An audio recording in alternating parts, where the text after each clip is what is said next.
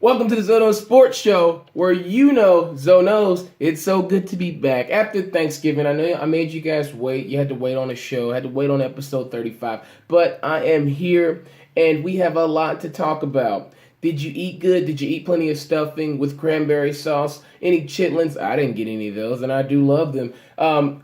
Thanksgiving's over. However, boy, I saw some turkeys this Thanksgiving. However, the biggest turkey of the weekend goes to Charlie Strong. Charlie Strong was fired from Texas after 3 seasons there, going 16-21 in 3 seasons. No reason for Charlie Strong, in my opinion, to ever leave Louisville. I really don't like that. I mean, I feel like he could have stayed at Louisville for maybe 5+ years just to build that program. Finish the pie, man. It's almost like Charlie Strong put a nice, well done cooked pie in the oven that was store bought and walked off. And Bobby Petrino comes in and he's got that pie out of the oven. It's hot, it's crispy. He's serving it all to the city. He's got Lamar Jackson, the star power all year. Had the great season. Was okay last year, but Charlie Strong, why did you not stay at Louisville and build up your rapport in the college football community? Why not do that like Chris Peterson did? Look at his success at Washington. Now, at Washington, he struggled initially. However, he set up and molded that reputation at Boise State right after Dan Hawkins left and went to Colorado and stunk it up at Colorado because he just left Boise State too early. Now, Dan Hawkins, what's he doing now? On a microphone, talking on a microphone. He's not even coaching. So Chris Peterson, him coaching at Washington, to look and see what he's done this year, that all was set up. The precedent was set by what he did at Boise State. So Charlie Strong, why not stay at Louisville at least 5 years instead of jumping ship and going to Texas? Texas never wanted Charlie Strong. They'd rather remain weak. So I just think 16-21, that's as vanilla wafer as it gets. So I understand why they fired Charlie Strong. Feel bad for the guy because I think he's a great coach. However, I feel like he just jumped the ship a little too early in the first place when he left Louisville, a school that was going to the ACC conference.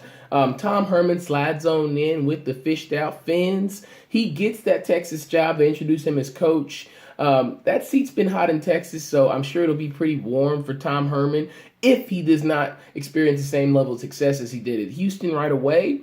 So we'll see what happens with the Texas program. This program obviously has a lot of people behind the scenes who say and do things that ultimately dictate the outcome of who leads their sports programs at Texas, which is sad. But I mean, that's what happens with big money schools. You have a Longhorn network, you're going to have a whole lot of money. Houston, it was clear that they were bothered this weekend by all the chaos with Coach Herman. They lost to Memphis. They didn't play well in the first half, didn't show up, came out guns blazing second half, but ended up losing that game 48-44. Congrats to Memphis. But they were clearly bothered by their coach leaving.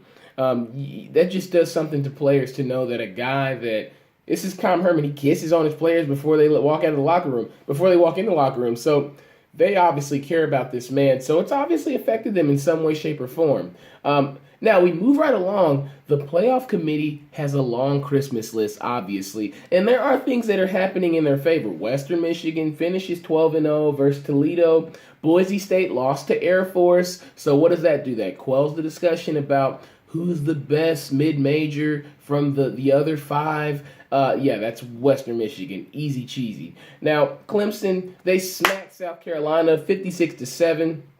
I hear they use racial slurs. South Carolina said they heard a lot of racial slurs in warm-ups from Clemson. Now, I don't know if these were from African-American players or Caucasian players or whoever, but they said they heard racial slurs from Clemson, and they'll have the schedule marked for next year when they play Clemson. Well, good luck, South Carolina, because you all got a lot of work to do. So if you're running this, I really hope you're running this right through South Carolina next year. Through Clemson next year, because they will come for you. And FSU ate some good food this weekend. Not turkey, not dressing, not gourmet bread pudding or whatever. That was gator bait that they had on their plate. And they won that 31-13 at home. Colorado, they'll play Washington in the Pac-12 championship. Colorado, they've done a great job of reviving that program. They were bad for a lot of years. Everybody knows that. They were just terrible. But to see themselves in the Pac-12 championship, playoff berth or not, this is a success for Colorado. Washington busted Washington State. I think it was 45-17. Washington, I honestly think if they manhandle Colorado, a team that's in the top 10, I think that cements their spot in the playoff. Yeah, I know they got one loss, but this is a team that plays good defense, has a good quarterback, and I've told a couple buddies of mine, Washington, they've got sauce. So I look forward to seeing what Jake Browning and those boys do. That Tide keeps on rolling along. Rolled right over Auburn this weekend. I think it was 30-12. Didn't get to see a lot of that game. Was on the road, coming back to the Ville, but I do know that Alabama shows no signs of stopping. So Nick Saban, chill out in these interviews. Don't go off on these cameramen and these reporters because they just got to ask the questions they got to ask. We all know that Alabama won't lose a game until they get to the playoff and play against the top-tier college football teams. Kentucky beats Louisville in basketball? Oh, no. That was football. Bad loss for the Cards this weekend, losing to Kentucky. But how about the job Mark Stoops is doing at Kentucky, getting those players to believe in themselves? Look, Kentucky won that game 41-38. Now, my question, does this affect Lamar's Heisman chances? You lose to Kentucky in your last game. You won't play another game until your bowl game. And you had people who have a game this weekend coming up. So, I don't know. Deshaun Watson could maybe sneak in and win that Heisman. Maybe Jake Browning, I don't think him. But I think Deshaun Watson has the best shot against Virginia Tech this weekend. Game of the weekend, Ohio State beats Michigan, or should I say the team up north in double overtime, 30-27. Harbaugh, cry me a river, man. I mean, this guy was complaining about every single call that was made the other day. Urban Meyer's jeans are just simply cooler than yours. Chill out, Jim Harbaugh. Work on your big game coaching, okay? Because Urban, he's been in these, okay? He stayed in college. He's been in big game situations and seems to prevail. He's only lost 5 games at Ohio State in 5 years. So you mean to tell me if you hire a coach and they're going to lose 1 game a year? Oh, I can accept that. I can. And that's what he's done. So I look forward to seeing what happens with the Ohio State-Michigan scenario in the playoff. But one thing about that game, bad red zone defense, bad red zone offense by Michigan. Wilson Speight, 2 interceptions. I don't even know why this guy's playing with a damaged collarbone. He's out there limping around. I just don't understand why playing quarterback he's out there hurt. If John O'Korn is a healthy guy, I want a healthy guy out there versus Ohio State, not a gimp. A gimp is somebody who doesn't have a limp, but he's got a gimp. And Wilson Speight is the gimp right now. So why even have him out there? But bad coaching in the red zone with their play calling. Terrible. Charles Barkley voice. Penn State's the party crasher this year. They're going to the Big Ten Championship. Now, I could see Wisconsin beating Penn State, and because Michigan and Ohio State both beat Wisconsin, they jump them and stay in those 2 spots. But I really don't want to see 2 Big Ten teams in the playoffs. We saw it already. We saw the game Ohio State versus Michigan. I'm a big SEC guy. I love watching that football, but I didn't like LSU versus Alabama in the championship game. I just didn't enjoy it. They already played. That was the playoff game. Ohio State beat Michigan. Michigan's out. So find somebody else in that 4th spot. You got plenty of choices. Oklahoma, Washington, you name it. Just don't put them in. Now, also, the Cowboys. Ooh, the Cowboys. Howdy. Win 10 straight on Thanksgiving. They beat the Washington Redskins 31-26. A lot of points scored in this 4th quarter. 34 points in the 4th. That's a lot in the NFL. I thought that was amazing. Dak and Zeke still lit and show no signs of slowing down.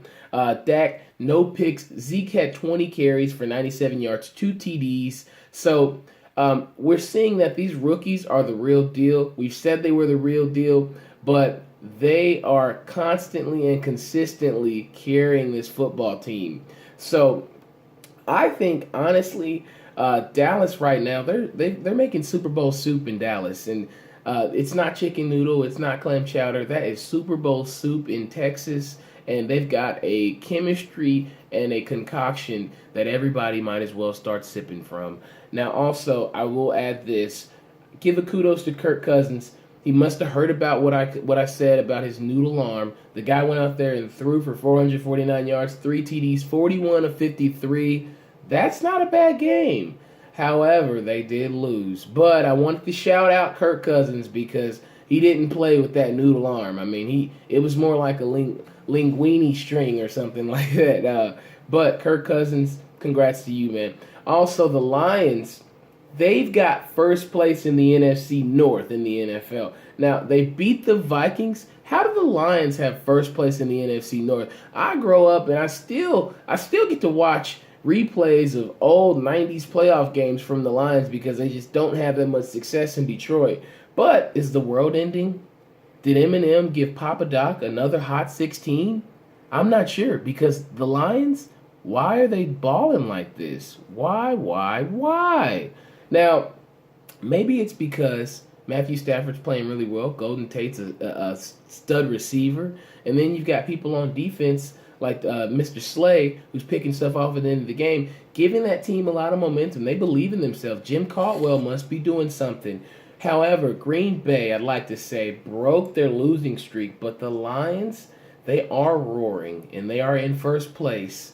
And I don't think Aaron Rodgers can pull them out of the hole with 4 games left to put them back in the division lead. I just think there's a lot of football that's already been played. Can they make up ground? Yes, but I don't think they can knock the Lions from that spot. They could hope for a wild card maybe, but I don't even know about that. But down the stretch, that NFC battle will be funny to see. Also, Patriots and Raiders, they're on a collision course in the AFC. Both are hotter than tamales in Colombian chili. Derek Carr and also Tom Brady, they are playing at high levels. Their teams are winning games. The Raiders are playing great defense. Khalil Mack is turning into what J.J. Watt was when he was healthy consistently. Now, can the Raiders keep good defense? Can Crabtree and Cooper, the law firm of receivers, get it done throughout the playoffs for Mr. Derek Carr? Because, they're going to make it. They'll be there. And I think they'll meet the Patriots. And I would love to see a young gunslinger versus the old man, Tom Brady. It would be great to see those two, Derek Carr and Tom Brady, go at it. Now, that overtime game on Sunday Night Football, Broncos lost to the Chiefs in OT 30-27. Please not another tie. That's what I was thinking the entire game. You can't blame Gary Kubiak for kicking the field goal. He has to try to win that game. Call Peyton Manning, Denver. Call Peyton Manning. Get him away from Papa John's, and let's see if we can get him back in there because their quarterback issues in Denver are just crazy right now, and I think that they've got a lot of issues at that position. Trevor Siemian's not the long-term solution. John Elway, I know you got rid of Brock Osweiler. Maybe he regrets that a little bit at this point in the season because I don't smell any championship around Denver. And they did win last year, so they get the 1-year hangover hiatus, I guess. But they need Peyton more than ever. So hopefully they'll make some adjustments and maybe that defense can hang on to see itself in the playoffs this year. But I don't know. That AFC West looks locked up by the Raiders. And also to add, one game from this weekend that I'm really impressed with, Jameis is finally famous. He beats the Seahawks 14-5, 21 for 28, 220 yards, 2 TDs, 1 pick. Last month of the season, yes, it's cold, but the NFL's about to heat up. Just wait on it, okay? Wait on it. Now, however, I know that some people watched those $1 million tournament games over the holidays because they generated millions of dollars. Zoe watched a few. Now, my takeaways from the weekend, North Carolina busted up Wisconsin in the Miami Invitational Championship game. The Maui Invitational Championship game. They won 04 and 08 that tournament. Now, if you recall, both of those years, I think I said in a previous show, they won the national championships after winning the Maui tournament. And this team looks really good. Joe Barry and Kennedy Meeks, throw in some Isaiah Hicks, and you made a monster. North Carolina's got players that can shoot from the outside. They're waiting on Theo Pinson to come back. However, they look great without him. So will he mess up the flow when he comes back into the fold? I don't know. But I really like Carolina in what they have in the front court and the back court. They've got a lot of depth and they've got a lot of older guys. So look out for North Carolina Tar Heels. I was impressed with them over the weekend. Also, UCLA, those boys put it in the bucket. Now, they score 100 plus points per game. I watched it the entire holiday. Last year, I thought at times the coach's son, Bryce Alford, he shot a little too much. Yeah, he scored a lot of points, but I feel like he kind of slowed the offense down because taking bad shots and missing some of those shots really put the defense in a bind, and they couldn't get going offensively because they got behind in a lot of games last year.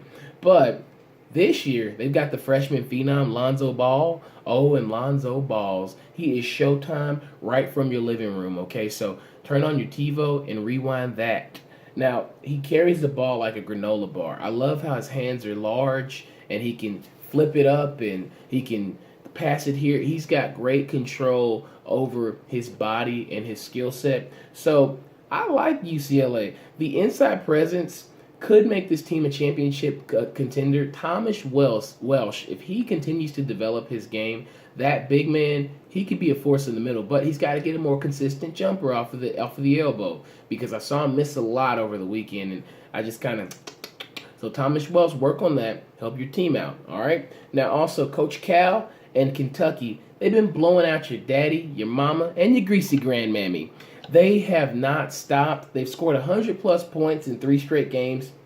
They've won every game by the dub. If this was Madden or NBA 2K, they would not be allowed to continue the opponents of Kentucky because they are beating people's brains in. I mean, they're playing complete basketball. The play last night with Malik Monk, which I said he'd be a star, where he catches it back behind his head and throws it and redirects the ball along the sideline. That guy is a baller. So I look forward to seeing Kentucky make it to the Final Four and the national championship. They look unstoppable. They look like the team that Coach Cal had back when they lost to Wisconsin with Ulis and all those boys.